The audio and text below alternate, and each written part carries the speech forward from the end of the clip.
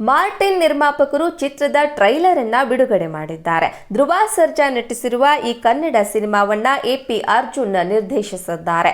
ಟ್ರೈಲರ್ನಲ್ಲಿ ಧ್ರುವ ಸರ್ಜಾ ಪಾಕಿಸ್ತಾನ ಸೇನೆಯ ವೈರಿಯಂತೆ ಕಾಣ್ತಿದ್ದಾರೆ. ನಟ ಬೀಪಪ್ ಅವತಾರದಲ್ಲಿ ತನ್ನ ಪ್ರತಿಸ್ಪರ್ಧಿಗಳನ್ನ ಶೂಟ್ ಮಾಡುತ್ತಿರೋದನ್ನ ಕಾಣಬಹುದು. ಮರುಭೂಮಿಯಲ್ಲಿ ಭಾರಿ ಮೋಟಾರು ವಾಹನಗಳನ್ನ ಒಳಗೊಂಡ ಸ್ಫೋಟಕ ಸಾಹಸ ದೃಶ್ಯಗಳು ಮತ್ತು ರಸ್ತೆಯಲ್ಲಿ ಕಾರ್ ಚೇಸ್ ಸರಣಿಗಳನ್ನ ಒಳಗೊಂಡಿರುವ ಸ್ಫೋಟಕ ಸಾಹಸ ದೃಶ್ಯಗಳನ್ನ ಚಿತ್ರದ ಟ್ರೈಲರ್ನೊಂದಿಗೆ ಚಲನಚಿತ್ರವು ಸಾಹಸಮಯ ಸಂಭ್ರಮ ಎಂದು ಭರವಸೆಯನ್ನ ನೀಡ್ತಾ ಇದೆ.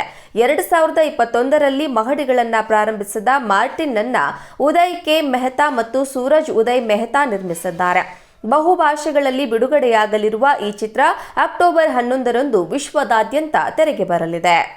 ಅಂದಾಜು 100 ಕೋಟಿ ಬಜೆಟ್ನಲ್ಲಿ ನಿರ್ಮಿಸಲಾದ ಈ ಚಿತ್ರವು ವಿಎಫ್ಎಕ್ಸ್ ಹೆವಿ ಎಂದು ಹೇಳಲಾಗಿದೆ ಮತ್ತು 8ರಿಂದ 9 ಫೈಟ್ ಸೀಕ್ವೆನ್ಸ್ಗಳನ್ನು ಹೊಂದಿದೆ ಎಂದು ವರದಿಯಾಗಿದೆ. ಚಿತ್ರಕ್ಕೆ ಮಣಿ ಶರ್ಮಾ ಸಂಗೀತ ನೀಡಿದ್ದು, ಕೆಜಿಎಫ್ ಖ್ಯಾತಿಯ ರವಿ ಬಸ್ರೂರ್ ಹಿನ್ನೆಲೆ ಸಂಗೀತವನ್ನ ನೀಡಿದ್ದಾರೆ. ಮಾರ್ಟಿನ್ ಜೊತೆ ಧ್ರುವ ಸರ್ಜಾ 2021ರಲ್ಲಿ ಪೊಗರು ನಂತರ ದೊಡ್ಡ ಪರದೆಯ ಮೇಲೆ ಮರಳುತ್ತಿದ್ದಾರೆ.